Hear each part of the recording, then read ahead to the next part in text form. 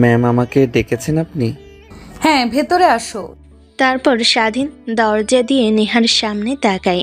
চেয়ারে বসে নেহা কাজ করছিল। কাজ করা শেষ হলে স্বাধীনের দিকে তাকিয়ে বলে, শুনলাম তুমি নাকি ম্যানেজারের কাছ থেকে বেশ কিছু টাকা চেয়েছো। কি কারণে? ম্যাম, আমার বাবা অসুস্থ, চিকিৎসা করানোর জন্য অনেক টাকা দরকার। তাই ভাবলাম কোম্পানি থেকে যদি কিছু টাকা দিত, বাবার চিকিৎসা করাতাম। পরবর্তীতে না হয় আমার বেতন থেকে ধীরে ধীরে টাকা রেখে দিতেন। বাট ম্যানেজার বলল যে আপনার অফিসে নাকি এই নিয়ম নাই। আছে, থাকবে না কেন? বাট তোমার চাকরির বয়সটা অনেক কম, মাত্র 2 মাস। তো এই অল্প বয়সে কখনো আমরা টাকা দেই না। আর যেহেতু তোমার বাবার চিকিৎসা করানো লাগবে, আমি টাকা দিতে পারি, বাট একটা শর্তে।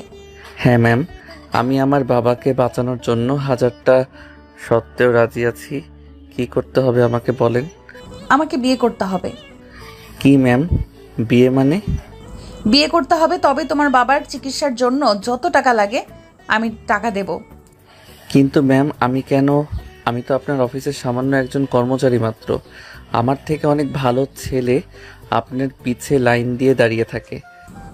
সেটা আমি ভালো করেই জানি, বাট আমার স্বামী নয়, আমার মেয়েকে দেখাশোনা করার জন্য পারফেক্ট একটা বাবা দরকার। আর যারা আমার পিছে ঘোরাফেরা করে না, ওরা আমার দেহের লোভী, আমার টাকা পয়সার। আমিও তো ওই সকল ছেলেদের মতো হতে পারি ম্যাম। আমাকে স্বাধীনকে আর কোনো কথা বলতে না দিয়ে নেহা তার চেয়ার থেকে দাঁড়িয়ে জানালা দিয়ে বাইরের দিকে বেশ কিছুক্ষণ তাকিয়ে থাকেন। একটু পর চেয়ারে এসে বসে গম্ভীর একটা নিঃশ্বাস ফেলে বলতে লাগে, তুমি 2 মাস হলো আমার অফিসে কাজ করছো, কখনো তোমার কোনো খারাপ রিপোর্ট পাইনি। আজও প্রত্যেকের সঙ্গে ভালো ব্যবহার আর সৎভাবে কাজ করো, এইটাই আমার অনেক ভালো লেগেছে। তাই তোমাকে আমার মেয়ের বাবা বানাতে চাই। কিন্তু ম্যাম। কোনো কিন্তু না। যদি তোমার বাবাকে বাঁচাতে চাও তাহলে বিয়ে করো, না হলে আর কোনো প্রশ্ন করো না আমাকে। আচ্ছা ম্যাম, আমি আপনাকে ভেবে চিনতে তারপর না হয় বলছি। তারপর স্বাধীন নেহার কেবিন থেকে বের হয়ে যায়। কেবিনে গিয়ে ভাবতে লাগে নেহা যা বলেছে তা করবে নাকি এত বড় ঘরের একটা মেয়ে তাকে বিয়ে করতে যাচ্ছে। এইসবই ভাবছিল স্বাধীন। ঠিক তখনই তার কেবিনে আসে তার বন্ধু। স্বাধীনকে ভাবতে দেখে টেবিলে হাত রাখতেই স্বাধীনের ধ্যান ভেঙে যায়। আরে কি ভাবছিস? এভাবে আঙ্কেলের চিকিৎসা করানোর জন্য কি টাকা জোগাড় হয়নি? আমার কাছে অল্প কিছু টাকা আছে, রাখ। যা জানি এর থেকে কিছু হবে না, তাও রেখে দে। আরে না, কোনো দরকার হবে না। ম্যাডামকে বাবার চিকিৎসার কথা বলেছি, উনি আমাকে একটা প্রপোজাল দিয়েছে। তারপর স্বাধীন সজীবকে শুরু থেকে শেষ পর্যন্ত বলে। সজীব শুনে হা হয়ে যায়, যেন নিজের কানকে বিশ্বাস করতে পারে না। আরে কি বলছিস তুই, পাগল নাকি? রাজি হবি না? তোর জায়গায় আমি থাকলে এক পায়ে দাঁড়িয়ে যেতাম। ম্যাডামকে দেখতে যে হট, যে কোনো ছেলেই তো বিয়ে করতে রাজি হয়ে যাবে। ওনার একটা মেয়ে আছে 4 বছর বয়স, কিন্তু দেখে মনে হবে না ওইটা ওনার মেয়ে। মাঝে মাঝে নিয়ে আসতো, কিন্তু 2-3 মাস হলো অফিসে নিয়ে আসে না ম্যাম মেয়েকে। সজীবের এই কথা শুনে স্বাধীনের অনেক রাগ হয়, কিন্তু বুঝতে দেয় না তার হাতে কোনো উপায় নেই নেহা ম্যামকে বিয়ে করা ছাড়া। তাই স্বাধীন বলে, তুই তো ভালো করে জানিস আমাদের অবস্থা। গ্রামে মা বাবা বোন থাকে, ওদের সংসার চালাতে হয় আমাদের তেমন কিছু নেই যে যা বেচে বাবার চিকিৎসা করাবো। তাই ভাবছি ম্যামের প্রপোজালে রাজি হয়ে যাই। হ্যাঁ তাই কর, তো লাইফ সেটেল হয়ে যাবে। কারণ নেহা ম্যামের ঢাকা শহরে অনেক কোম্পানি আছে, আর অনেক অনেক কোটি টাকার মালিক তারা।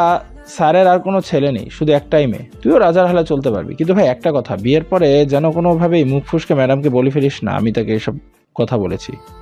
স্বাধীন একটা মুচকি হাসি দেয়। তারপর কাজ না থাকায় তার বন্ধুর সঙ্গে কথা বলতে লাগে। দেখতে দেখতে টিফিন পিরিয়ডের সময় হয়ে যায়। সবাই ক্যান্টিনে খাবার খেতে যায়।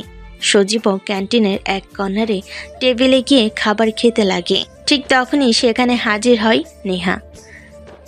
স্বাধীনের পাশে দাঁড়িয়ে থাকে। স্বাধীন কাউকে তার পাশে দাঁড়িয়ে থাকতে দেখে তাকিয়ে দেখে নেহা। স্বাধীন অবাক হয়ে নেহার দিকে তাকিয়ে বলে, ম্যাম, আপনি এখানে? কিছু কি হয়েছে?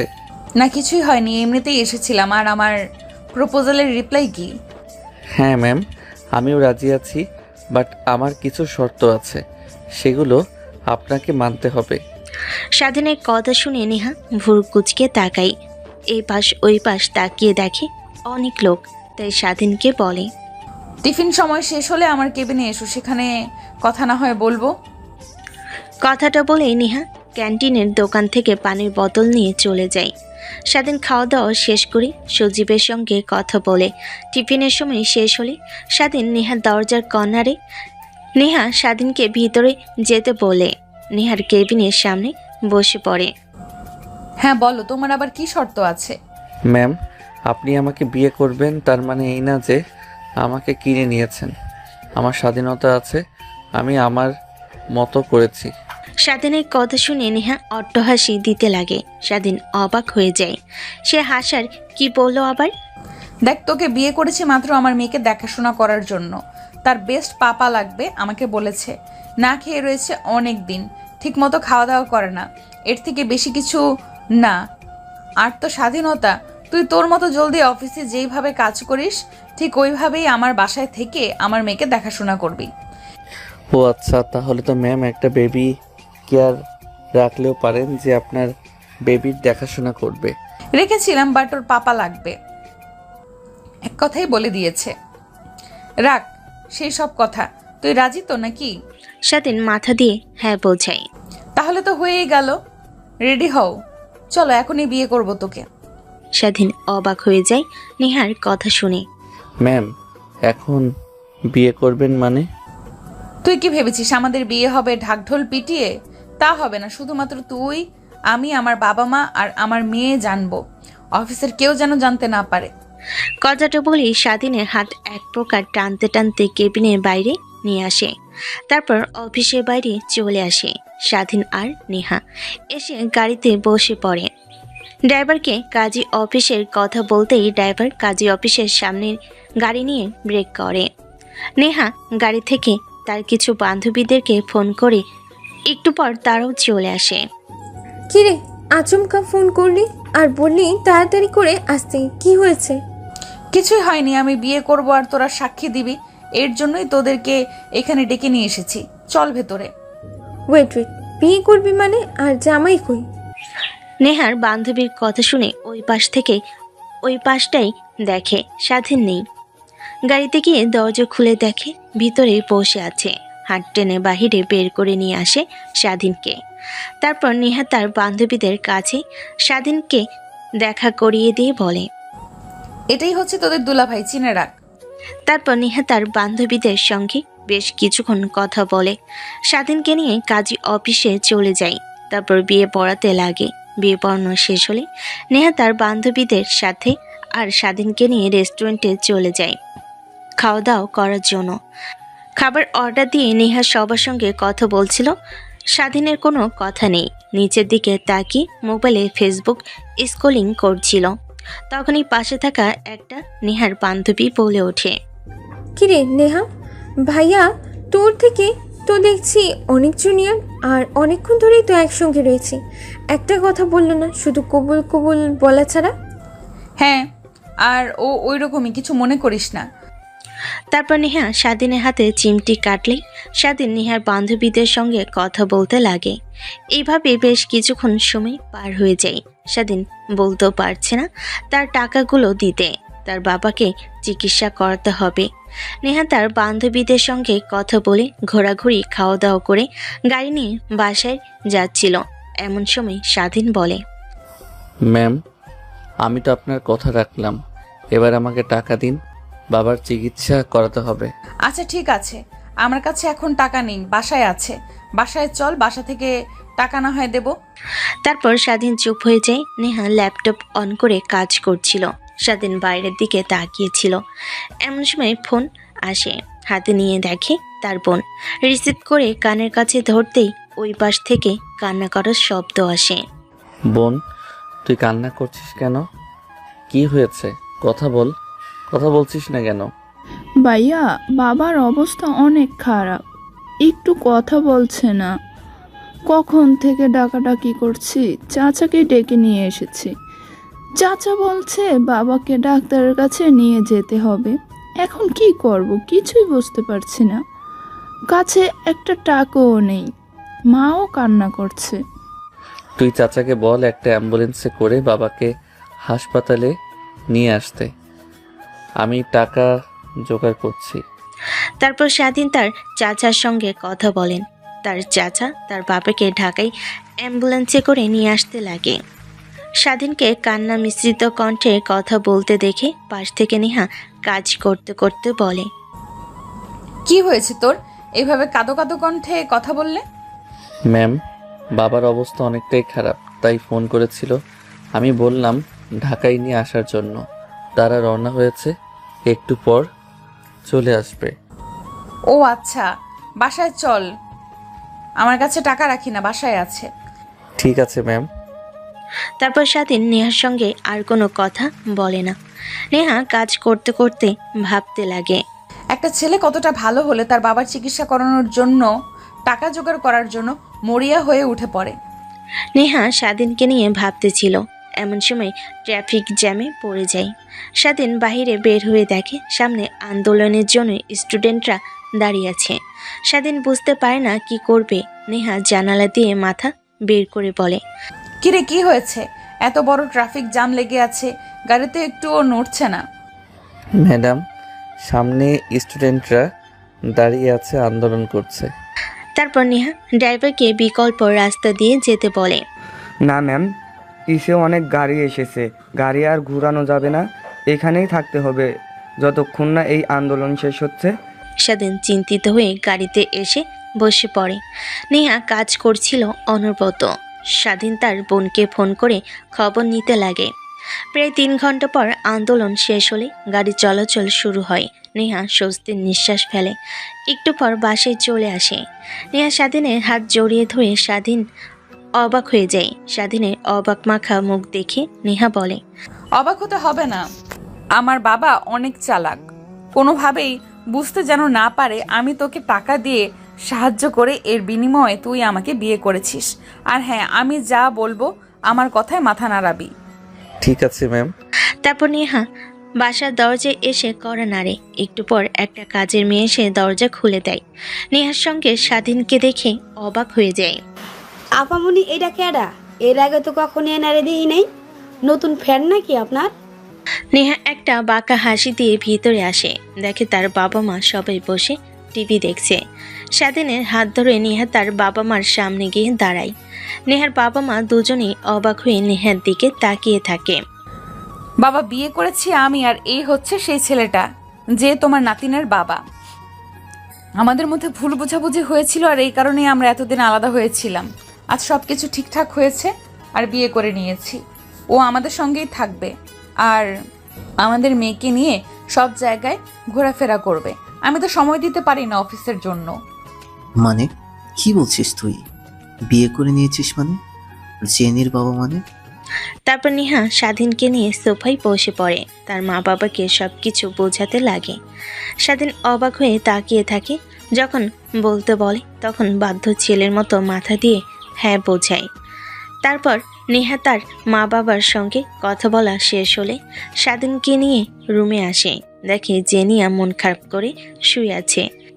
নেহা জেনিয়ার পাশে গিয়ে বসে মাথায় হাত বুলিয়ে দিতেই জেনিয়া পিছন ফিরে তাকায়। তুমি এসেছো কেন? তুমি আমার বাজে আম্মু, তার কারণেই আমার বাবা নেই। আমাকে সবাই এই কথা বলে, আমি কারোর সামনে আমার বাবাকে নিয়ে দাঁড় করাতে পারি না। তুমি যাও, তোমার সঙ্গে কোনো কথা নাই। কে বলেছে মা তোমার বাবা নেই? তোমার বাবা আছে আর তোমাকে অনেক ভালোবাসে। এই যে দেখো তোমার বাবা। স্বাধীনকে দেখি কথাটা বলে নেহা। জেনিয়া শোয়া থেকে দৌড়ে স্বাধীনের কাছে দাঁড়ায়। স্বাধীন জেনিয়াকে কোলে তুলে নেয়। তুমি আমার বাবা? এতদিন কোথায় ছিলে আমাদের ছেড়ে? আর জানো, সবাই আমাকে অনেক বাজে কথা বলতো আমার মাকে নিয়ে। আমি কিছুই বলতে পারতাম না, কারণ আমার যে বাবা নেই। এখন আমার বাবা আছে, কেউ কিছু বললে উচিত কথা বলবো। এই তো আমি এসেছি মা, তোমাকে ছেড়ে কোথাও যাব না, সারাক্ষণ তোমাকে নিয়ে ঘুরবো, তোমার সঙ্গে থাকবো। তারপর স্বাধীন জেনিয়াকে নিয়ে কথা বলতে বলতে বেলকনিতে চলে যায়। তারপরে দুজনে দুষ্টামি করতে লাগে। পিছন থেকে নেহা সব কিছু দেখে মুচকি মুচকি হাসতে লাগে। চোখ বেয়ে 2 ফোঁটা অশ্রু বের হতে নেহা হাতের উল্টো পিঠ দিয়ে মুছে ফেলে। তারপর ওয়াশরুমে চলে যায় গোসল করার জন্য। স্বাধীন জেনিয়ার সঙ্গে খেলছিল। এমন সময় নেহা ডাকতে লাগে স্বাধীনকে। স্বাধীন জেনিয়াকে বেলকনিতে দাঁড় করিয়ে রুমে এসে দেখে কেউ নেই। দেখে ওয়াশরুম থেকে ডাকছে তাকে। স্বাধীন দরজার সামনে দাঁড়িয়ে বলে, ম্যাম, আপনি কি আমাকে ডেকেছেন? হ্যাঁ ডেকেছি, মানে গোসল করতে এসেছি, বাট ওয়ারড্রপে দেখো আমার জামা কাপড় আছে, ওগুলো আনতে ভুলে গেছি। আর ভেজা গা নিয়ে বাইরে বের হতে পারবো না, একটু এনে দিবে? নেহার কথা শুনে স্বাধীন অনেকটা লজ্জা পায়। তারপর ওয়ারড্রপ থেকে জামা কাপড় নিয়ে এসে নেহার হাতে দিতে যাবে, অমনি নেহা স্লিপ কেটে জামায় টান লাগতেই স্বাধীনকে নিয়ে ফ্লোরে পড়ে যায়। স্বাধীন চোখ বন্ধ করে ফেলে, মিটিমিটি করে তাকিয়ে দেখে তার শরীরের ওপর স্বাধীন শুয়ে আছে। তার ঠোঁটের থেকে স্বাধীনের ঠোঁট বিন্দু মাত্র কয়েক ইঞ্চি তফাৎ। নেহা হাত সরিয়ে দিয়ে স্বাধীনকে তার উপর থেকে সরিয়ে দেয়। স্বাধীন চোখ বন্ধ করে নেহার উপর থেকে উঠে দরজা লাগিয়ে দিয়ে বলে, মানে ম্যাম, সরি, আসলে আমি বুঝতে পারি নাই, আর আমি কিছুই দেখি নাই, বিশ্বাস করেন, চোখ বন্ধ করেছিলাম।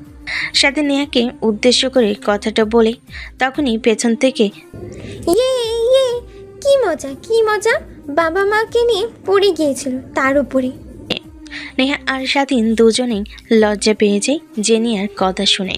স্বাধীন দূরে জেনিয়াকে কোলে করে মুখ চেপে ধরে বারান্দায় নিয়ে গিয়ে বলে, মা, এসব কথা বলতে হয় না, কেউ শুনলে অনেক খারাপ বলবে আমাকে আর তোমার মাকে।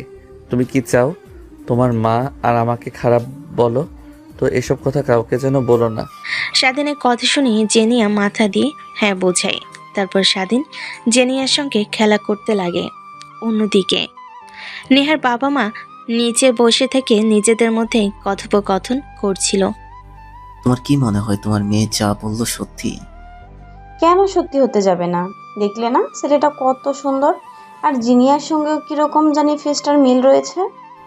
তোমার কি মনে হয় তোমার মেয়ে যা বললো সত্যি? তুমি হয়তো বা জানো না, আমি ওই ছেলেটার সব ডিটেলস বের করেছিলাম। আমার মেয়ের এত বড় সর্বনাশ করেছে ওই হারামজাদাকে আমি শায়েস্তা না করে পারি? ওই ছেলে না। কি বলছো তুমি? তাহলে এই ছেলেটাকে আর আমাকে দিয়ে যে কথা বলো, তাহলে কি নেহা মিথ্যে কথা বললো? হ্যাঁ, নেহা মিথ্যা কথাই বলেছে। আসলে এই ছেলেটাকে আমি কোথায় যেন দেখেছি, মনে করতে পারছি না।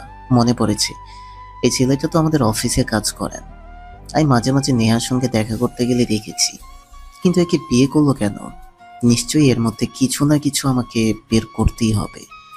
আরে তুমিও না বুঝতে পারছো না, নেহা ছেলেটাকে ভালোবাসে, এর কারণেই বিয়ে করেছে। আমাদের যে দুজনকে মেনে নিয়ে ওদের দোয়া করবা, ওরা যেন সুখে শান্তিতে থাকে। মেয়েটাকে অনেক কান্না করতে দেখেছি, আর দেখতে চাই না। নেহার বাবা মা দুজন দুজনের সঙ্গে কথা বলছিল। এদিকে নেহা গোসল করে বের হয়। স্বাধীন নেহার দিকে একবার তাকিয়ে চোখ ফিরিয়ে নেয়, জেনিয়ার সঙ্গে খেলা করতে লাগে। এমন সময় স্বাধীনের ফোনে রিং হতে লাগে। হাতে নিয়ে দেখে তার বোন ফোন করেছিল। কিছুক্ষণের জন্য স্বাধীন ভুলে গিয়েছিল সব। ফোন রিসিভ করতেই ও পাশ থেকে স্বাধীনের বোন বলতে লাগে, ভাইয়া কোথায় তুমি? আমরা তো ঢাকা হয়ে হসপিটালে ভর্তি করেছি, কিন্তু তুমি কোথায়? একটু দাঁড়া, আমি টাকা নিয়ে এক্ষুনি আসছি। তারপর স্বাধীন জেনিয়াকে কোলে করে রুমে এসে দেখে নেহা ড্রেসিং টেবিলের সামনে বসে থেকে চুলগুলো হেয়ার ড্রাই করছিল। স্বাধীন জেনিয়াকে খাটের পর বসিয়ে দিয়ে বলতে লাগে, ম্যাম, বাবাকে ঢাকায় নিয়ে এসেছি, আপনি যদি টাকাগুলো দিতেন তাহলে আমি নিয়ে যেতাম। স্বাধীনের কথা শুনে নেহা পিছন ফিরে বড় বড় দৃষ্টিতে তাকায়। স্বাধীন অবাক হয়ে যায়। নেহা বসা থেকে উঠে স্বাধীনের কলার চেপে ধরে বেলকনিতে নিয়ে গিয়ে দেওয়ালের সঙ্গে চেপে ধরে বলতে লাগে, তোকে তো বলতে ভুলে গিয়েছি, আমার মেয়ের বয়স 4 বছর না হয়, ও অনেক কিছুই বুঝতে পারে।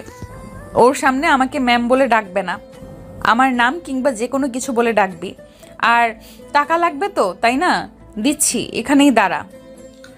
কথাটা বলে নেহা রুমে প্রবেশ করে। ওয়ারড্রপ থেকে টাকার ব্যাগ বের করে বেলকনিতে এসে স্বাধীনকে দিয়ে দেয়। স্বাধীন টাকাগুলো প্যান্টের পকেটে রেখে জেনিয়ার কাছে এসে মাথায় আলতো করে একটা চুমু দিয়ে বলে, মা তুমি থাকো, আমি একটু পর আবার আসছি। তুমি কি খাবে বলো? না বাবা, তুমি যাবে না, আমি জানি তুমি গেলে আর আসবে না, প্লিজ যেও না। না মা, তোমার বাবা আবার আসবে, দেখে নিও। তোমার বাবার কাজ আছে, কাজ করতে যায়। আমি যেমন কাজ করতে যাই, একটু পর চলে আসবে, তখন তুমি আবার তোমার বাবার সঙ্গে আড্ডা দিও। হ্যাঁ, এবার যেতে দাও তোমার বাবাকে। ওকে বাবা, তুমি যাও, বাট আমার জন্য আসার সময় মজা নিয়ে এসো। হ্যাঁ, চকলেট লুকিয়ে লুকিয়ে নিয়ে এসো, মা দেখলে আবার খেতে দিবে না। ঠিক আছে মা। তারপর স্বাধীন নেহার রুম থেকে বের হয়ে আসে। মেন দরজার দিকে যেতে যাবে, অমনি বসার রুম থেকে নেহার বাবা ডাকতে লাগে। তারপর স্বাধীন নেহার বাবার সামনে গিয়ে দাঁড়িয়ে থাকে।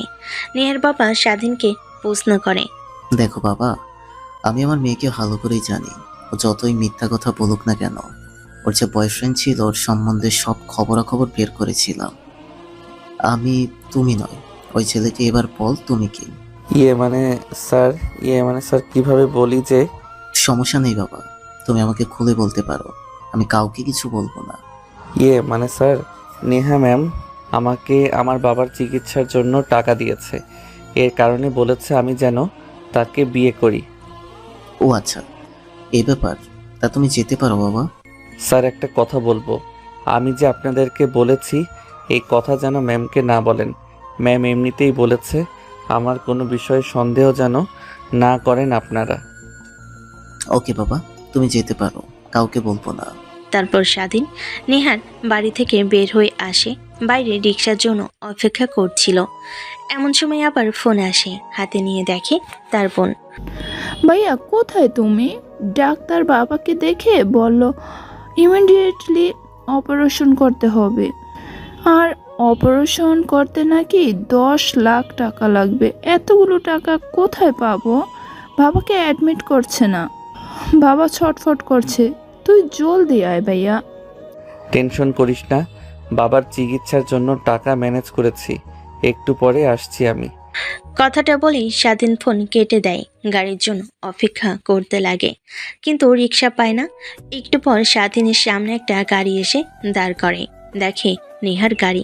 স্বাধীন অবাক হয়ে যায়। এখন নেহা ম্যাম আবার কোথায় যাবেন? গ্লাস নামিয়ে দিয়ে ড্রাইভার বলে, ভাইজান গাড়িতে উঠে বসেন। কোনো হাসপাতালে স্যারকে ভর্তি করেছেন বলেন, আমি আপনাকে নামিয়ে দিয়ে আসছি। না লাগবে না, আপনি যেতে পারেন।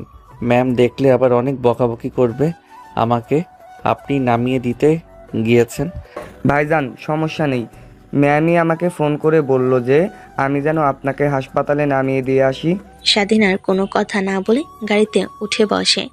ড্রাইভার গাড়ি চালাতে লাগে। স্বাধীন হাসপাতালের অ্যাড্রেস বলেই সেই দিকে ড্রাইভার যেতে লাগে। একটু পর হাসপাতালের সামনে এসে গাড়ি ব্রেক করে। স্বাধীন ড্রাইভারকে ধন্যবাদ দিয়ে হাসপাতালের ভিতর চলে যায়। দেখে তার বোন হাসপাতালে গেটের সামনে দাঁড়িয়ে আছে। স্বাধীনকে দেখতে পেয়ে তার বোন দৌড়ে এসে জড়িয়ে ধরে। আর ভয় পাবি না বোন, আমি তো চলে আসি, সেই চল। তারপর স্বাধীন তার বোনকে সান্ত্বনা দিয়ে ডাক্তারের কেবিনে চলে যায়। গিয়ে দেখে ডাক্তার বসে আছে। স্বাধীন পারমিশন নিয়ে ডাক্তারকে সব কথা খুলে বলে কাউন্টারে টাকা জমা দিতে বলে। স্বাধীন কাউন্টারে গিয়ে টাকা জমা দেওয়ার একটু পরে নার্সরা এসে স্বাধীনের বাবাকে আইসিইউতে নিয়ে যায়। স্বাধীন তার চাচা আর বোন আইসিইউ রুমের সামনে পায়চারি করছিল। এমন সময় স্বাধীনের ফোন আসে। হাতে নিয়ে দেখে ম্যাম লেখা নাম্বার।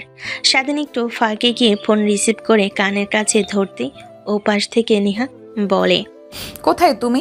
ইয়ে মানে মামা বাবাকে হাসপাতালে অ্যাডমিট করেছি, অপারেশন চলছে, আইসিইউ রুমের সামনে দাঁড়িয়ে আছি। ও আচ্ছা, জিনিয়া তো তোমাকে ছাড়া কিছুই বলছে না, তোমার কথা বারবার বলছে, খাবারও খাচ্ছে না, কি করব কিছুই বুঝতে পারছি না, তুমি কিছু একটা করো।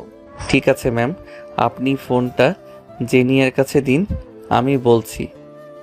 তারপর নেহা ফোন জেনিয়ার কাছে দিলেই ও পাশ থেকে বলে, তুমি পচা বাবা, আমার তোমার সঙ্গে আর কোনো কথা নেই, তোমার সঙ্গে কথাই বলবো না কোনো। প্লিজ মা, রাগ করো না, বাবা একটা কাজে আটকে গিয়েছে, সময় মতো তোমার কাছে ঠিক চলে যাবে। তুমি খাবার খেয়ে মার সঙ্গে ঘুমিয়ে পড়ো, দেখবে সকালে আমি তোমার পাশে শুয়ে আছি, তোমাকে জড়িয়ে ধরে।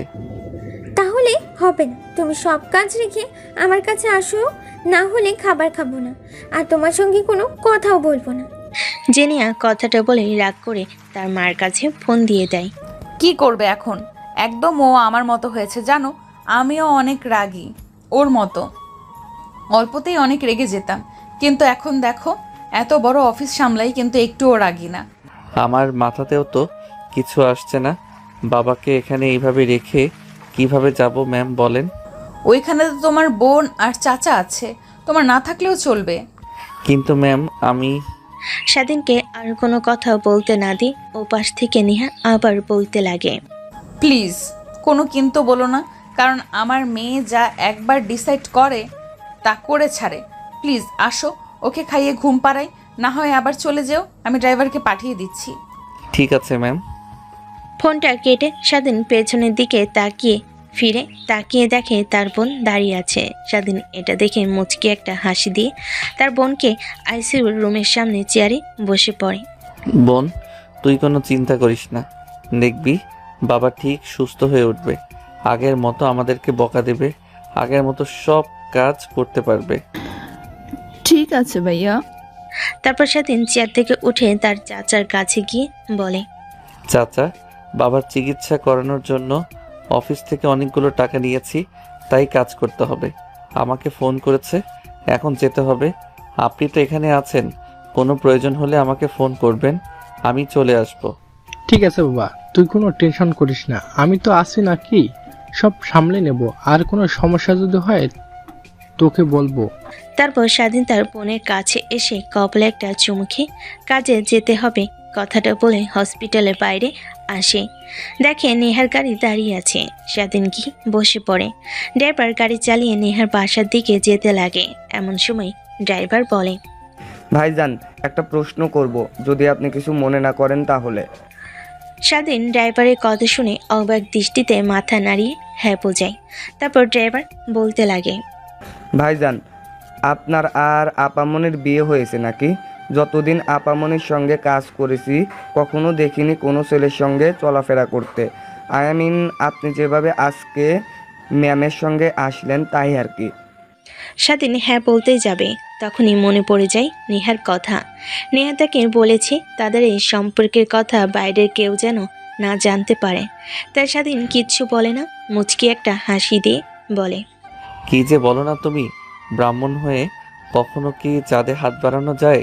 চাঁদ তো অনেক দূরে, আমাদের সাধ্য নেই চাঁদকে ছোঁয়ার, দূর থেকে শুধু উপভোগ করতে হয়।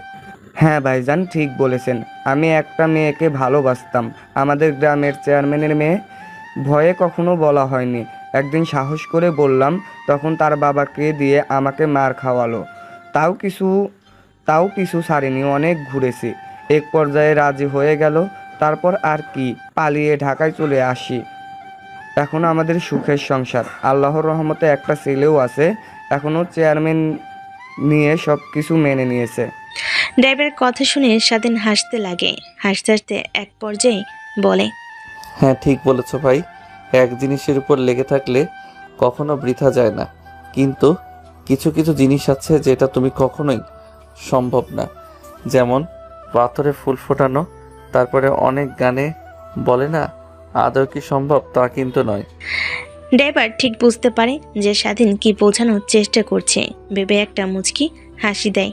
তারপর স্বাধীন ড্রাইভারের সঙ্গে কথা বলতে বলতে বাসায় চলে আসে। মেন দরজায় কলিং বেল দিতেই কাজের মেয়ে দরজা খুলে দেয়। ভিতরে প্রবেশ করে দেখে নেহার বাবা সোফায় বসে টিভি দেখছে। তাদের দিকে তাকিয়ে উপরে চলে যায়। নেহার রুমের সামনে গিয়ে দরজায় কড়া নাড়ে। কে? দরজা খোলা আছে, ভেতরে আসো। মা প্লিজ নাও, খেয়ে নাও, বাবা আসছে তো একটু পর। স্বাধীন রুমে প্রবেশ করে দেখে নেহা মাঝে ওড়না পেঁচিয়ে জেনিয়াকে খাওয়ার চেষ্টা করছে, কিন্তু জেনিয়া খাচ্ছে না। একবার এইদিকে দৌড় দিচ্ছে, আবার ওই দিকে। নেহা বারবার খাবার খাওয়ানোর চেষ্টা করছে, কিন্তু ব্যর্থ। তুমি জানো না আমি কার মেয়ে? আমি যা একবার বলি তা করেই ছাড়ি। যে পর্যন্ত বাবা না আসবে সে পর্যন্ত আমি খাবার খাবো না। তোমার হাতে অনেক খেয়েছি, বাবার হাতে খাবো। মা প্লিজ এইবারের মতো খেয়ে নাও, কালকে থেকে দেখো তোমার বাবা তোমাকে 3 বেলাই খাইয়ে দেবে। না, আমার এখন লাগবে। এখন বাবাকে কোথা থেকে নিয়ে আসবে তুমি জানো। ঠিক তখনই স্বাধীন পিছন থেকে বলে ওঠে, এই তো মা, আমি চলে এসেছি। কথাটা বলে জেনিয়া দৌড়ে চলে যায় স্বাধীনের কাছে। নেহা উঠে কাপড় ঠিক করে নেয়। জেনিয়া স্বাধীনকে পেয়ে গালে কপালে কিস করতে লাগে। নেহা এটা দেখে স্বাধীনের দিকে তাকায়। স্বাধীন অবকময় দৃষ্টিতে তাকিয়ে থাকে। নেহা কিছু না বলে মুচকি একটা হাসি দেয়। বাবা তুমি কোথায় গিয়েছিলে? তোমাকে অনেক মিস করেছি আমি। জানো মা বলেছে তুমি নাকি পচা। তুমি কি আসলেই পচা? হ্যাঁ মা, আমি অনেক পচা, তার কারণ তোমার মার কাছ থেকে অনেক টাকা নিয়েছি। মেয়েকে এসব কথা না বলেই উপকৃত হতাম। সব বাবা তার মেয়ের কাছে সুপার হিরো, ঠিক আছে। আর এই নাও, খাবার খাইয়ে দাও ওকে, আমার হাত থেকে খাবার খাচ্ছে না। তারপর স্বাধীন নেহার হাত থেকে খাবারের প্লেট নিয়ে জেনিয়াকে খাবার খাইয়ে দিতে লাগে। জেনিয়া স্বাধীনের সঙ্গে মজা করতে করতে খাবার খাচ্ছিল। এমন সময় নেহা সোফায় বসে থেকে জেনিয়ার দিকে তাকিয়ে বলে, অল্প দিনের অতিথিকে পেয়ে আমাকে ভুলে গিয়েছো তুমি? মানে ম্যাম, অল্প দিনের অতিথি মানে? নেহা স্বাধীনের প্রশ্ন পেয়ে স্বাধীনের কাছে গিয়ে কানে কানে বলে, অল্প দিনের অতিথি এ কারণেই বললাম যে তুমি মাত্র আমার মেয়ের যতদিন না বুদ্ধি জ্ঞান অর্থাৎ আর 5টা ছেলেমেয়ের মতো হতে পারছে ততদিন থাকবে। স্বাভাবিক হয়ে গেলে তোমাকে মুক্ত করে দেব। ম্যাম, আর এই বিয়েটা? তোমাকে বিয়ে তো করা যেন আমাকে ছেড়ে বা আমার মেয়েকে কি মায়ায় ফেলে চলে যেতে না পারো, এর থেকে বেশি কিছু না। স্বাধীন আর কোনো কথা না বলে জেনিয়াকে খাবার খাইয়ে দিতে লাগে। নেহা স্বাধীনকে পাশ কাটিয়ে ওয়ার্ড্রপ থেকে ল্যাপটপ বের করে কাজ করতে লাগে। স্বাধীনের জেনিয়াকে খাওয়ানো শেষ হলে পানি খাইয়ে জেনিয়াকে কোলে করে ঘুম পাড়ানোর চেষ্টা করে, কিন্তু ঘুম আসে না। এটা ওইটা প্রশ্ন করতে লাগে। এক পর্যায়ে স্বাধীন নেহার কাছে এসে দাঁড়িয়ে বলে, ম্যাম, জেনিয়াকে ছাদে নিয়ে যায়। কথাটা শুনে নেহা স্বাধীনের দিকে রাগী দৃষ্টিতে তাকায়। স্বাধীন জিব্বায় কামড় দিয়ে বলে, না মানে সরি নেহা, আমি আমার মেয়েকে ছাদে নিয়ে যাই, চাঁদ দেখি ওকে ঘুম পাড়ানোর চেষ্টা করি। এখান থেকে তো চাঁদ দেখা যাচ্ছে না। ঠিক আছে, নিয়ে যাও, বেশি রাত থেকো না, ওরা আবার ঠান্ডা লেগে যেতে পারে। তারপর স্বাধীন জেনিয়াকে কাঁধে করে ছাদে নিয়ে আসে। চাঁদ, নতুন বড় বড় বিল্ডিং এসব দেখাতে লাগে, কিন্তু জেনিয়ার ঘুম আসে না। রাত যখন অনেক বেশি হয়ে যায়, স্বাধীন জেনিয়াকে ছাদ থেকে অমন করে কোলে করে নেহার রুমে নিয়ে আসে। দেখে এখনো কাজ করছে। জিনিয়া ঘুমিয়ে গিয়েছে, এত লেট হলো ঘুম পাড়াতে? এই যে মাম্মা এখনো ঘুমায়নি। স্বাধীনের পিঠের উপর থেকে মাথা সরিয়ে কথাটা বলে জেনিয়ার কথা শুনে নেহা পুনরায় কাজ করতে লাগে। স্বাধীন জেনিয়াকে খাটে শুইয়ে দিয়ে নেহার পাশে এসে দাঁড়িয়ে বলে, ম্যাম, জেনিয়া এতক্ষণ হয়ে গেল তাও ঘুম আসছে না। বাবার কাছে যেতে হবে, চিকিৎসা করছে, কি অবস্থা না জানলে কেমন নাম হয়। আর ফোনেও চার্জ নেই, যে বোনের কাছে ফোন করে জানবো। ও আচ্ছা, এই ব্যাপারটা। তোমার বাবা কোন হসপিটালে ভর্তি? তারপর স্বাধীন নেহাকে তার বাবা কোন হসপিটালে ভর্তি আর ট্রিটমেন্ট নিচ্ছেন এই কথাটা বলেন। হাসপাতালে কথা শুনে নেহা বলে ওঠে, ও এই হসপিটালে? এখানে তো আমার বন্ধু কর্মরত, ওর বাবার হসপিটাল ওইটা। তুমি আগে বলবে না? ওয়েট, আমি এক্ষুনি ফোন করে সব কিছু জেনে নিচ্ছি। তোমার বাবার ওয়ার্ড নাম্বার আর রোগীর কাউন্টার নাম্বারটা বলো। তারপর নেহা তার বন্ধুকে ফোন করে। রিসিভ করে নেহা তার বন্ধুর কাছ থেকে স্বাধীনের বাবার সম্পর্কে সব ডিটেলস নিয়ে নেয়। স্বাধীন কাঁপতে লাগে। তার বাবার কেমন অবস্থা এখন? এই কথা বলার শেষ করে স্বাধীনের দিকে তাকায়, দেখে স্বাধীন কাঁপছে। এটা দেখে নেহা মুচকি একটা হাসি দিয়ে বলে, আরে পাগল ছিলে নাকি তুমি? এইভাবে কাঁদছো কেন? চিন্তার কোনো বিষয় নাই, তোমার বাবা একদম বিপদমুক্ত আছে। একটু পর তাকে কেবিনে শিফট করা হবে। তুমি এক কাজ করো, এইখানেই থেকে যাও, জিনিয়াকে ঘুম পাড়িয়ে দাও, না হলে ও আজকে রাতে ঘুমাবে না। দেখো, জেদ ধরে না ঘুমিয়ে থাকবে। কিন্তু ম্যাম, কি করব এখন? আমি আর আপনি তো আমাকে আমার রুম দেখিয়ে দেননি। কি বলছো তুমি? মাথা ঠিক আছে তোমার? আলাদা রুম মানে? আমার রুম মানেই তো তোমার রুম। আর জিনিয়া আমার সঙ্গে ঘুমায়, আর আমি জিনিয়াকে ছাড়া ঘুমাতে পারবো না। তুমি জিনিয়াকে মাঝখানে দিয়ে সাইডে ঘুমিয়ে পড়ো, আমি কাজ শেষ হলে ঘুমিয়ে পড়বো। কথাটা শুনেই স্বাধীন নেহার কাছ থেকে উঠে খাটে গিয়ে জেনিয়াকে নিয়ে ঘুমানোর চেষ্টা করে, কিন্তু জেনিয়ার ঘুম আসে না। শেষমেশ স্বাধীন জেনিয়াকে তার বুকের উপর শুইয়ে দিয়ে হাত দিয়ে থাপড়াতে লাগে। এক পর্যায়ে জেনিয়া ঘুমিয়ে যায়। স্বাধীন জড়িয়ে ধরে ঘুমিয়ে যায়। নেহার কাজ করা শেষ হলে নাইট ড্রেস পরে খাটের কাছে এসে স্বাধীন জেনিয়াকে জড়িয়ে ধরে ঘুমাতে দেখে নেহা বাকরুদ্ধ হয়ে যায়। আজ যদি তুমি থাকতে তোমার মেয়ে তোমাকে এভাবে জড়িয়ে ধরে ঘুমাতো আর অন্য কোনো লোকের কাছে এভাবে যেতে হতো না। বাবার অধিকার নিয়ে আল্লাহই জানে স্বাধীন আগেও আমার মেয়েকে তার বাবার মর্যাদা আর সম্মান দিতে পারবে কিনা। অন্য একজনের মেয়েকে কখনো কেউ ভালোবাসতে পারে? কথাটা ভাবতে লাগে। এমন সময় নেহার চোখ থেকে এক ফোঁটা অশ্রু পড়তে যাবে, অমনি নেহা তার চোখ মুছে লাইট অফ করে ডিম লাইট জ্বালিয়ে স্বাধীনের পাশে ঘুমিয়ে পড়ে। নেহাকে স্বাধীনের বুক থেকে সরিয়ে দেয় না। সকালবেলা সবার আগে জেনিয়ার ঘুম ভেঙে যায়। তারপরে স্বাধীনের বুক থেকে উঠে দেখে নেহা স্বাধীনকে জড়িয়ে ধরে আছে। জেনিয়া উঠে নেহার ফোন দিয়ে 3টা ছবি তুলে নেয়। তারপর জেনিয়া ওয়াশরুমে চলে যায়। নিজের ফ্রেশ হয়ে ব্রাশ করে নিচে চলে আসে নানা নানির কাছে। অন্যদিকে নেহার ঘুম ভাঙতেই দেখে সে স্বাধীনকে জড়িয়ে ধরেছে। স্বাধীন তাকে জড়িয়ে ধরেছে। নেহা লজ্জা পেয়ে স্বাধীনের কাছ থেকে ছাড় পেতে যাবে, অমনি স্বাধীনেরও ঘুম ভেঙে যায়। নেহা চোখ বন্ধ করে ফেলে। অন্যদিকে স্বাধীনের ঘুম ভাঙতেই নেহাকে তার সামনে দেখে অবাক হয়ে যায়। জিহ্বায় কামড় দিয়ে তড়িঘড়ি করে উঠে দাঁড়ায় আর মনে মনে ভাবতে লাগে, আল্লাহ, যাই হোক, আমার আগে ঘুম ভেঙেছে। না হলে যদি আমার আগে ম্যামের ঘুম ভাঙতো তাহলে তো আমাকে আজকেই মেরে ফেলতো। কথাটা বলেই স্বাধীন তড়িঘড়ি করে ওয়াশরুমে চলে যায়। গোসল করে বাইরে এসে দেখে নেহা ঘুম থেকে উঠে চোখ কসলাতে কসলাতে বসে আছে। ঘুম থেকে উঠে তন্ন তন্ন করে জিনিয়াকে খুঁজছিলাম, কিন্তু কোথাও দেখছি না। তুই কি কোথাও দেখেছিস? কই ম্যাম, আমিও তো দেখি নাই। ঘুম থেকে ওঠার পর জেনে এক রুমে দেখি নাই, হয়তোবা ওর নানু না নিয়ে ওর সঙ্গে গিয়ে আড্ডা দিচ্ছে। কি হলো, তোমার মাথা ঠিক আছে? জিনিয়া কখনো একা একা এক রুম থেকে একবার বের হয়নি, আর তুমি বলছো ফ্রেশ হয়ে ওর নানা নানির কাছে গিয়ে আড্ডা দিচ্ছে? কথাটাও বলে নেহার রুমে বাইরে আসে। শীষ দিয়ে নিচে তাকিয়ে দেখে জেনিয়া তার নানু নানার সঙ্গে হেসে হেসে কথা বলছে। নেহা দেখে স্বস্তির একটা নিঃশ্বাস ফেলে। তারপর রুমে আসে, দেখে স্বাধীন ফ্রেশ হয়ে তোয়ালে পেঁচিয়ে বাইরে ড্রেসিং টেবিলের সামনে চুলগুলো শুকাচ্ছিল। নেহা পিছন থেকে স্বাধীনের বডি ফিটনেসের দিকে তাকিয়ে ড্যাপ ড্যাপ করে ভাবতে লাগে, এর আবার সিক্স প্যাক হলো কোথা থেকে? কখনো তো জিমে যেতেই দেখলাম না, নাকি গ্রামের ছেলেদের এরকমই হয় সবকিছু? কথাটা বলে নেহা তার মাথায় আলতো করে আঘাত করতে যাবে, জোরে সোরে মাথায় থাপ্পড় দিয়ে ফেলে। নেহা বলে চিৎকার দিয়ে ওঠে। এটা স্বাধীনের চোখের আড়াল হয় না। পিছনের দিকে তাকাতে দেখে নেহা দাঁড়িয়ে আছে। স্বাধীন ড্রেসিং টেবিলের সামনে থেকে সরে নেহার কাছে এসে দাঁড়িয়ে বলে, ম্যাম, কিছু বলবেন? মানে বলতে চাচ্ছি যে নিচে জিনিয়া তার নানা নানুর সঙ্গে খেলা করছে, তুমি ওকে নিয়ে যেন আর না ভাবো। কথাটা বলে নেহা আর কোনো কথা না বলে ওয়ার্ড্রোবের ভেতর থেকে জামা কাপড় বের করে ওয়াশরুমে চলে যায়। স্বাধীন নেহার যাওয়ার দিকে এক দৃষ্টিতে তাকিয়ে থাকে।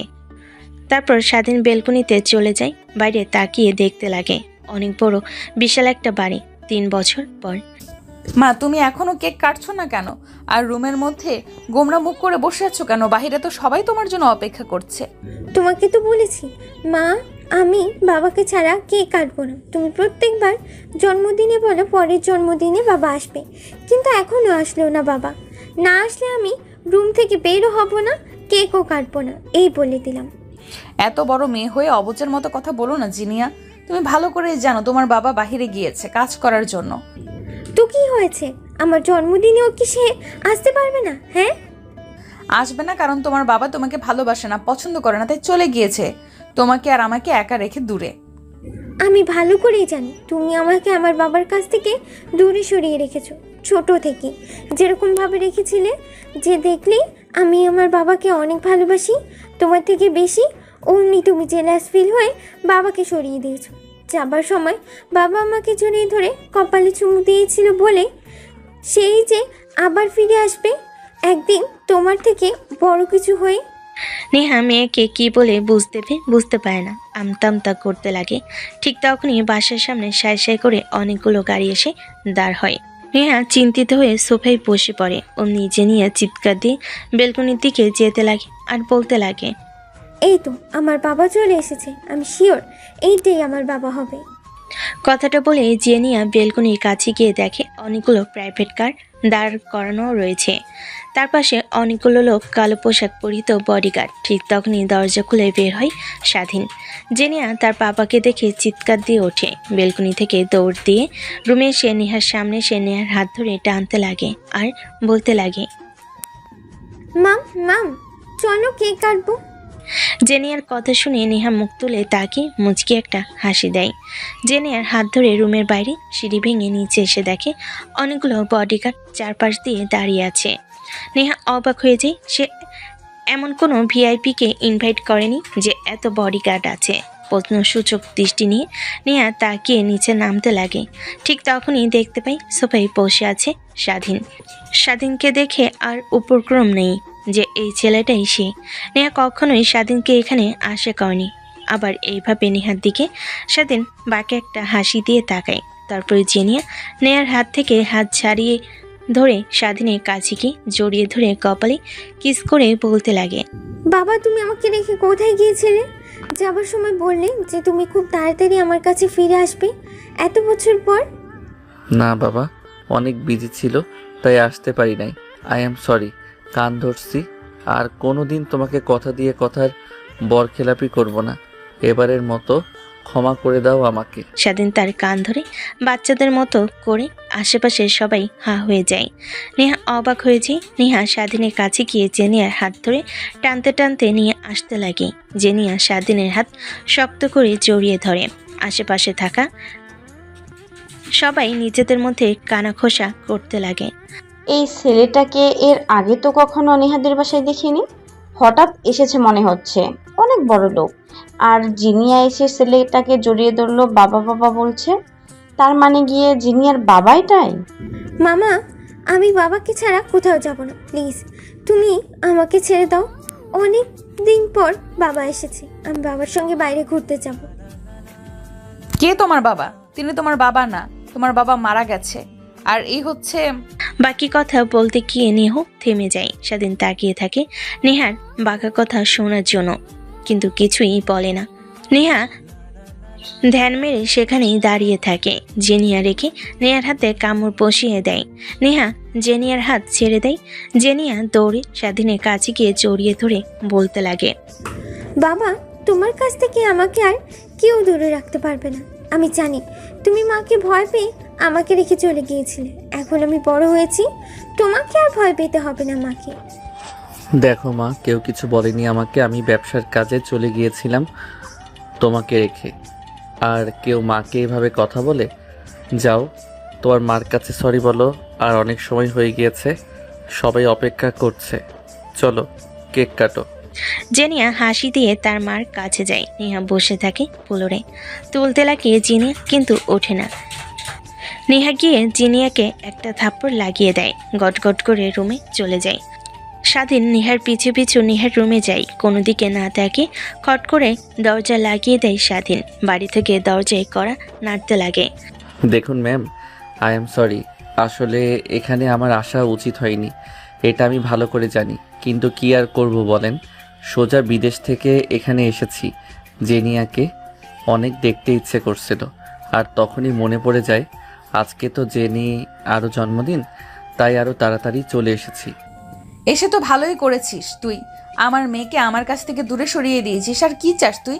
দেখ, তোকে বলেছিলাম না তুই আমার মেয়ের কাছ থেকে দূরে চলে যায়, এর বিনিময়ে যত টাকা চাস তোকে তত টাকাই দিয়েছি। আবার ফিরে এসেছিস কেন তুই? আরও টাকা লাগবে বল, আমি তোকে আরও টাকা দেব।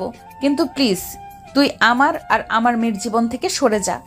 ঠিক আছে ম্যাম, আপনি যেহেতু বলছেন তাহলে চলে যাব। এখন রাগ না করে প্লিজ আসেন, কেক কাটি। সবাই নিচে অপেক্ষা করছে। স্বাধীনের কথা শুনে নেহা হাতের উল্টো পিঠ দিয়ে চোখ মুছে ফেলে। তারপর নিজেকে সামলে নিয়ে দরজা খুলে বাইরে আসে। তারপর নেহা স্বাধীনকে পাশ কাটিয়ে নিচে চলে যায়। স্বাধীন নেহার পিছু পিছু নিচে চলে আসে। তারপর জেনিয়াকে নিয়ে কেক কাটতে লাগে। সবাই হাতে তালি দিয়ে জেনিয়াকে উৎসাহ দিতে লাগে। জেনিয়া কেক কেটে আগে স্বাধীনকে খাইয়ে দেয়। এটা দেখে নেহা অনেক রাগ করে, কিন্তু হাসি মুখে তাকিয়ে থাকে দেখতে দেখতে। সবাই গিফট দিতে লাগে। নেহার সঙ্গে জেনিয়ার সঙ্গে কথা বলে সবাই চলে যায়। পুরো বাসা ফাঁকা, শুধু নেহার বাবা আর নেহার মা আর নেহা আর জেনিয়া রয়েছে। ঠিক তখনই জেনিয়া স্বাধীনের কাছে এসে বলে, বাবা সবাই তো অনেক গিফট দিল, আমাকে তুমি তো কিছু গিফট দিলে না। আমার তো মনেই নেই। এই পেপারটা তোমার, আর এই পেপারটা তুমি তোমার মাকে দেবে যখন আমি এই বাসা থেকে চলে যাব, কেমন? ঠিক আছে, বাট এই কাগজে কি আছে বাবা? খুলে দাও আমাকে দেখি। অনেক বড় একটা সারপ্রাইজ গিফট তোমার মার কাছে খুলে দিলে তখন তুমি দেখো। আর বিশেষ করে এই কাগজটা তোমার মাকে দিব।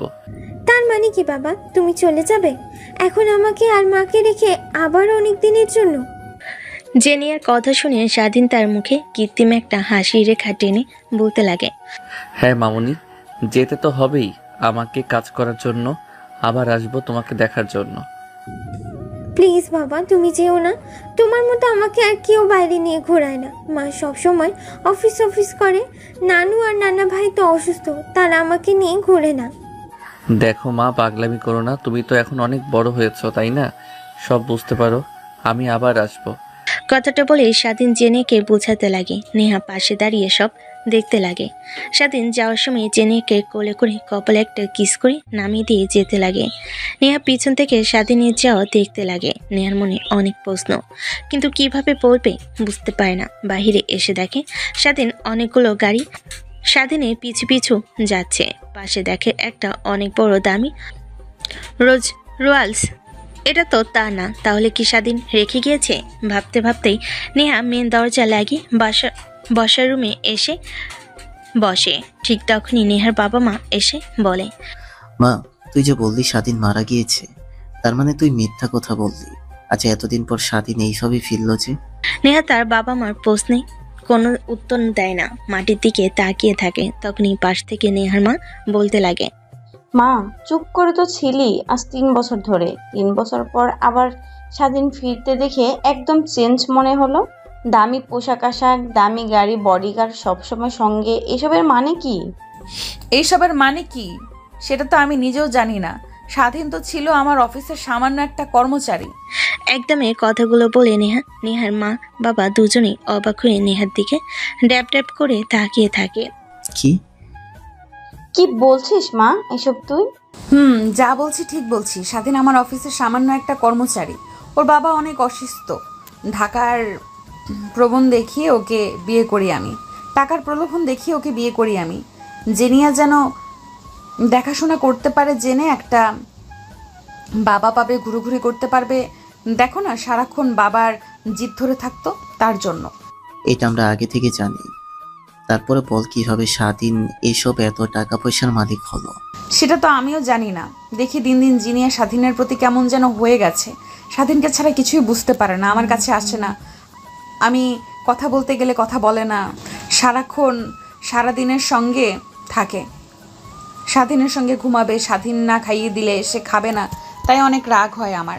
তাই স্বাধীনকে 10 লক্ষ টাকা দিয়ে বাড়ি থেকে চলে যেতে বলি। ও আচ্ছা, তাহলে এই ব্যাপার। হ্যাঁ বাবা, কিন্তু আমার মাথায় কিছুই আসছে না। এতদিন পর স্বাধীন আসলো, সবাইকে চমকে দিয়ে দেখে তো মনে হচ্ছে এই অল্প কিছু দিনে অনেক পরিবর্তন করে ফেলেছি নিজেকে। বাদ দে মা, যা হবার তা হয়েছে। যা রুমে যা, জিনিয়া রয়েছে একা একা। তারপর নেহা সোফা থেকে উঠে তার রুমে চলে যায়। দেখে জেনিয়া খাটের উপর বসে 2টা প্যাকেট হাতে নিয়ে ঘুরিয়ে ঘুরিয়ে দেখছে। নেহা খাটের উপর বসতেই জেনিয়া নেহার দিকে প্যাকেট 2টা এগিয়ে দিয়ে বলে, মাম্মাম বাবা যাবার সময় এই 2টা প্যাকেট দিয়ে গিয়েছে, বলেছে এই লালটা তোমাকে দিতে আর এই নীলটা আমার। কিন্তু আমি তো খুলতে পারছি না, তুমি একটু খুলে দেবে? বাবা আমাকে কি গিফট দিয়েছে দেখবো। তুমি কেন ওর কাছ থেকে গিফট নিতে গেলে? কেন মা, আমার আব্বু হয়, তার কাছ থেকে গিফট নেব, এটা তো স্বাভাবিক। অনেক আঙ্কেল আন্টি এসেছিল, আবার তোমার অনেক আত্মীয় এসেছিল, তাদের কাছ থেকে গিফট নিয়েছি। তুমি তো কিছু বললে না। নেহা নিজেও বুঝতে পারে না যে জেনিয়া আর এই প্রশ্নে কি জবাব দেবে। চুপ করে থাকে। তারপর জেনিয়া হাত থেকে লাল প্যাকেটটা খুলে দেখে একটা খামটা ছিঁড়ে দেখে একটা পেপার, হাতে নিয়ে দেখে ডিভোর্স লেটার। এটা দেখে নেহার আচমকাই বুকের ভিতর চিনচিন ব্যথা হতে লাগে। দেখে সেইখানে স্বাধীন আগে থেকেই সই করে রেখেছে, শুধু তার সই করার স্থানটাই ফাঁকা। প্যাকেটটা উল্টানোর সঙ্গে সঙ্গে আরেকটা ছোট্ট চিরকুট পড়ে যায়। নেহা ফ্লোর থেকে চিঠিটা তুলে পড়তে লাগে। আমি ভালো করেই বুঝতে পেরেছি যে তুমি অনেক অবাক হয়েছো আমাকে এখানে দেখে। আবার এই অবস্থানে এখন আমি একজন বড় বিজনেসম্যান, তোমার থেকেও অনেক অনেক বড়। বাংলাদেশে যে মেল ইন্ডাস্ট্রি চালু করেছে তার প্রতিষ্ঠাতা আমি, কিন্তু আমার এই অবদানের পিছনে তোমার হাত। কথায় আছে না, ইচ্ছা থাকলে উপায় হয়। তোমার জেদ আজ আমাকে এত দূর নিয়ে এসেছে। সবশেষে একটা কথাই বলবো, যেহেতু আমাকে মেনে নাও নাই আর ভালোবাসতে পারবে না বলেই দিয়েছো, তাই এই সম্পর্ক আর টিকিয়ে রাখতে চাই না। ডিভোর্স লেটারে আমার সই করা আছে, তুমি সই করলেই দুজনের ডিভোর্স হয়ে যাবে। আর জেনিয়ার কাছে যে বক্সটা আছে ওইটাতে ওর জন্য বাংলাদেশের সব থেকে বড় মেলটা ওর নামে লিখে দিয়েছি। আমি বিদেশে থাকি, মা বাবা বোনকে নিয়ে, দেশে তেমন একটা আসা যাওয়া নেই। আমি চাই তুমি তোমার মেয়ের সম্পত্তি সব বুঝে নিয়ে দেখাশোনা করবে। ইতি, তোমার অফিসের সামান্য একটা কর্মচারী। নেহা চিঠিটা পড়ে কেন জানি তার চোখের অশ্রুপাত মানছে না, অনবরত চোখ দিয়ে পানি বের হতে লাগে। জেনিয়া এইটা দেখে নেহার কাছে এসে চোখ মুছে দিয়ে বলতে লাগে, মা, তুমি কান্না করছো কেন? প্লিজ কান্না করো না। আর আমি কখনোই তোমার কথার অবাধ্য হব না। বাবা যাবার সময় বলে গিয়েছে আমি যেন তোমার কথা সব সময় শুনে চলি। আর আমি বাবাকে প্রমিস করেছি যে আমি তোমার সব কথা শুনে চলবো। এবার অন্তত কান্না করো না, প্লিজ কান্না থামাও। নেহা জেনিয়ার কথা শুনে তার কাছে টেনে নিয়ে এসে কপালে কিস করতে লাগে। তোমার জন্য কান্না করছি না আমি মা, জানো আমি অনেক পচা। তোমার বাবাকে আর সবাইকে আমি সব সময় অনেক কষ্ট দিয়ে গিয়েছি, যার ফল এখন আমি হাড়ে হাড়ে টের পাচ্ছি। নেহা জেনিয়াকে জড়িয়ে ধরে কান্না করতে করতে কথাগুলো বলে। এভাবেই পেরিয়ে যায় 2টা দিন। নেহা স্বাধীনের দেওয়া কথা অনুযায়ী মিল ইন্ডাস্ট্রিতে যায়। নেহাকে আর জেনিয়াকে দেখতে পেয়ে দারুণ সালাম দেয়। তখনই মিল ইন্ডাস্ট্রির ম্যানেজার বাহিরে বের হয়ে আসে। নেহা আর জেনিয়াকে আগে দেখে বলতে লাগে, ম্যাম আপনারা এসেছেন। স্যার তো বলেছে আরও আগে আপনারা আসবেন, তাই সব মন্তব্যবস্থা করে রেখেছি, চলেন। তারপর নেহা আর জেনিয়া ম্যানেজারের পিছে পিছে ভিতরে যেতে লাগে। দেখে অনেক বড় এরিয়া নিয়ে ইন্ডাস্ট্রিটা তার কোম্পানির সবগুলো বিক্রি করে দিলেও এরকম ইন্ডাস্ট্রি একটার অর্ধেকের অর্ধেক তৈরি করতে পারবে না। সে অবাক হয়ে তাকিয়ে থাকে। তখনই মেন কার্যালয়ে যায়। নেহাকে নিয়ে ম্যানেজার দেখি দেওয়ালে টাঙ্গিয়ে রাখা তার, নেহা আর স্বাধীনের একটা ছবি। এটা দেখে জেনিয়া ছবির দিকে ইশারা করে নেহাকে বলে, মামা ওই দেখো, ওই ছবিটাতে আমি তুমি বাবা রয়েছি। ওই ছবিটা কোথায় যেন উঠেছিলাম, হ্যাঁ মনে পড়েছে, ওইটা তো মতিঝিল নিয়ে গিয়ে উঠেছিলাম। তুমি ফুচকা খেতে গিয়ে অনেক ছাল লেগেছিল, তখন বাবাকে চুমু খেয়েছিলে, আমার সব মনে আছে। জেনিয়ার কথা শুনে নেহা ওঠে। পাশ থেকে ম্যানেজার মিটিমিটি করে হাসতে লাগে। তারপর কেবিনে যেতে লাগে। ম্যানেজার তার ব্যাগ থেকে দলিল বের করে নেহার হাতে তুলে দিয়ে বলে, ম্যাম স্যার বলেছে আপনি আর ছোট ম্যাম আসলে আমি যেন আপনাদের এই কাগজটা দিই। এইটাই সম্পূর্ণ ইন্ডাস্ট্রির মালিক। এখানে আপনি সই করার সঙ্গে সঙ্গে মালিক হয়ে যাবেন। আর যখন জেরিনা ম্যামের বয়স 18-র উপরে হবে তখন জেনিয়া ম্যাম এই সম্পত্তির মালিক হয়ে যাবে। তা বুঝতে পারলাম, বাট আপনাদের অফিসের বস কই থাকে দেখতে পাচ্ছি না।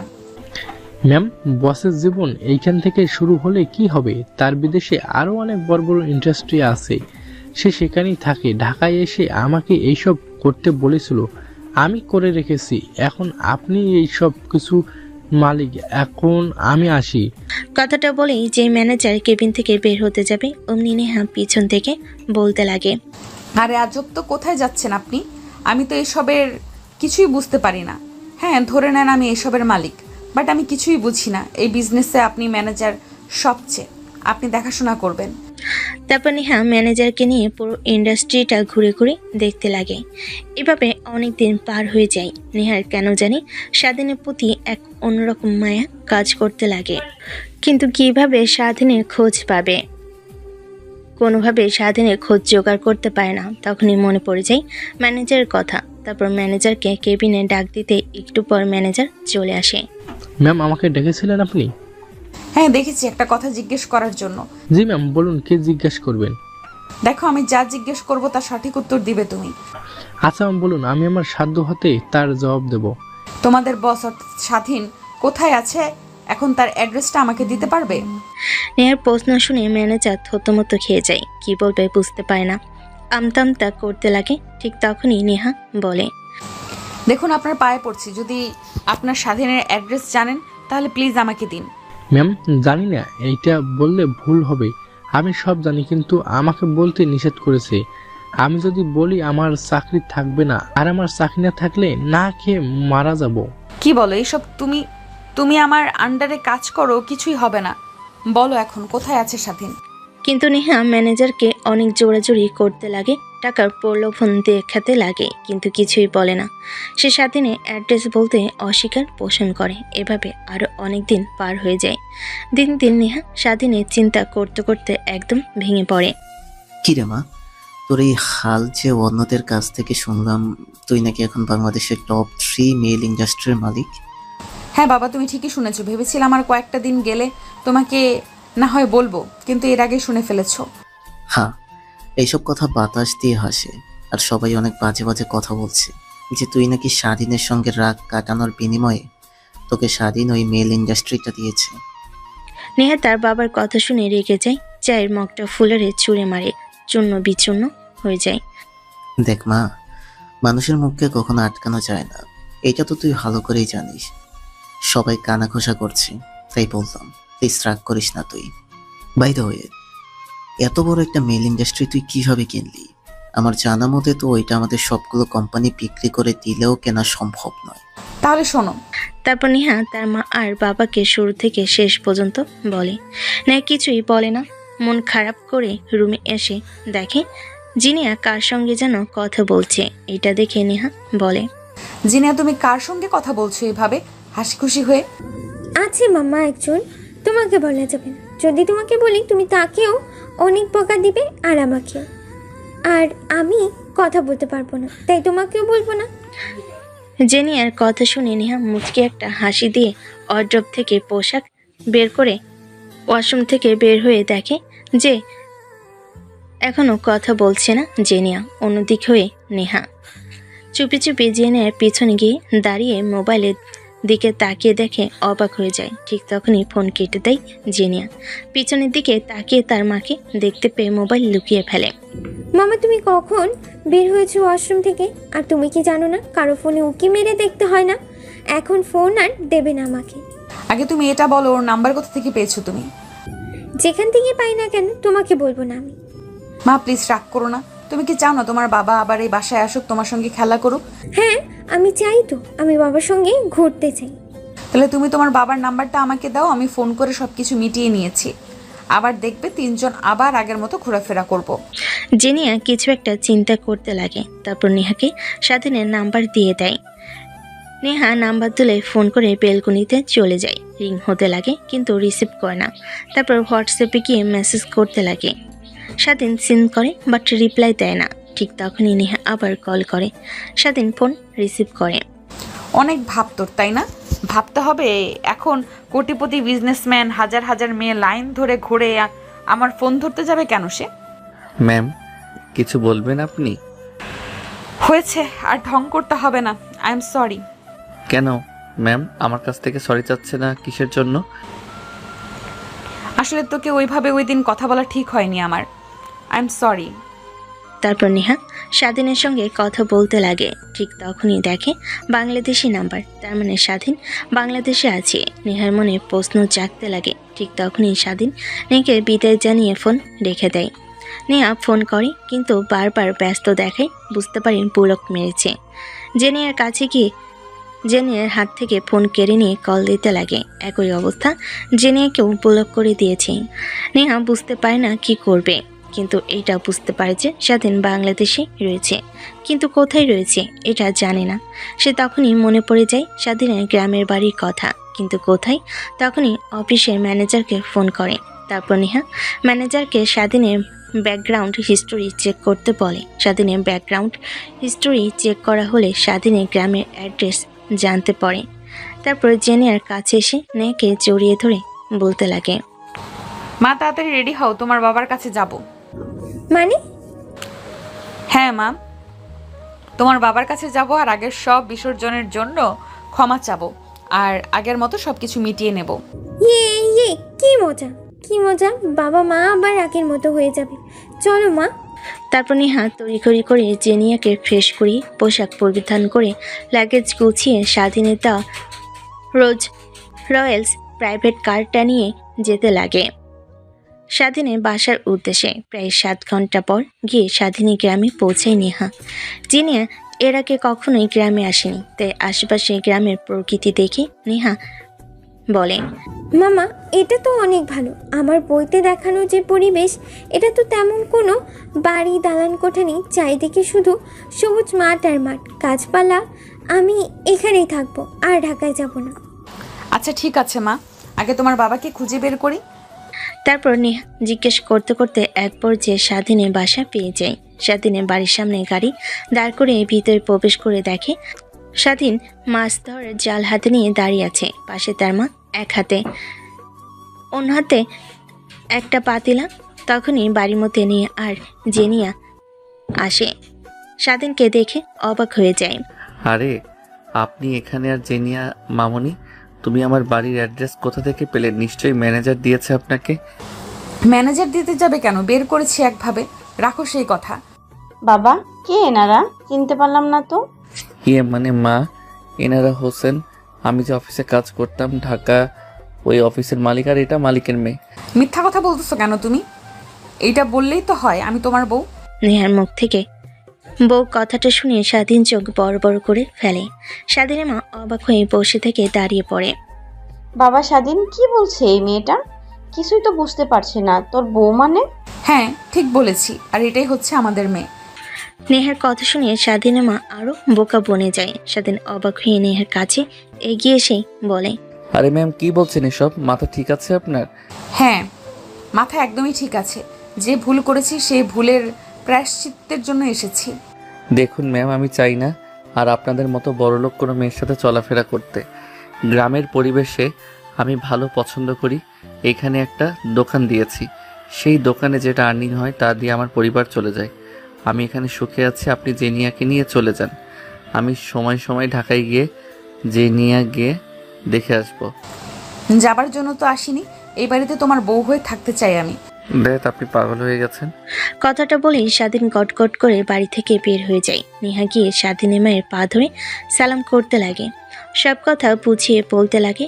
স্বাধীনের মার অনেক খারাপ লাগলো নেহার বিষয়টা বুঝতে পেরে নেহাকে অনেক পছন্দ হয়।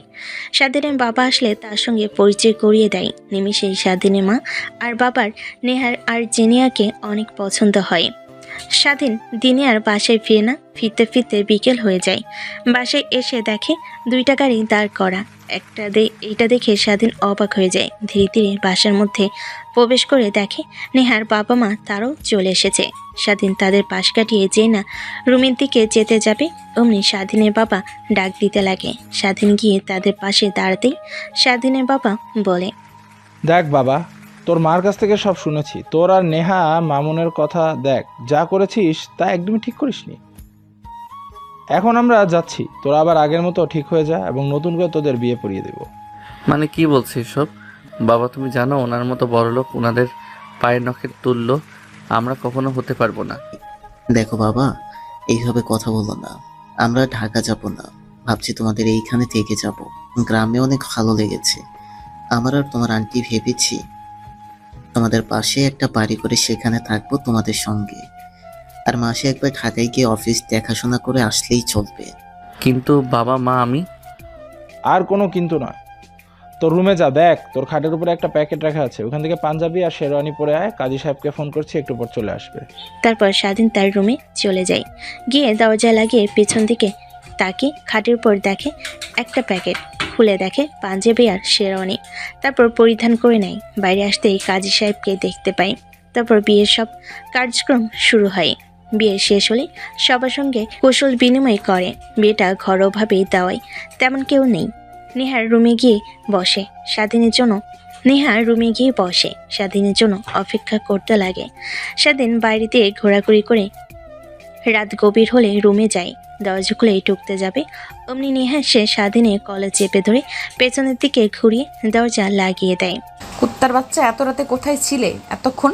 তোর জন্য কতক্ষণ ধরে অপেক্ষা করছি। আমার ঘুম পেয়ে গিয়েছে। এই বাসর রাতের জন্য কত কিছু ভেবে রেখেছিলাম, দেখ সব ধুলোয় মিশে গেল।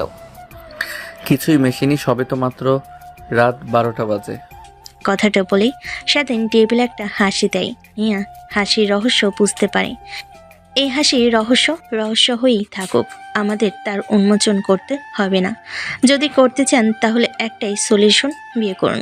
তো বন্ধুরা, কেমন হয়েছে গল্পটা অবশ্যই কমেন্ট করতে ভুলবেন না। আজকের মতো এই পর্যন্তই।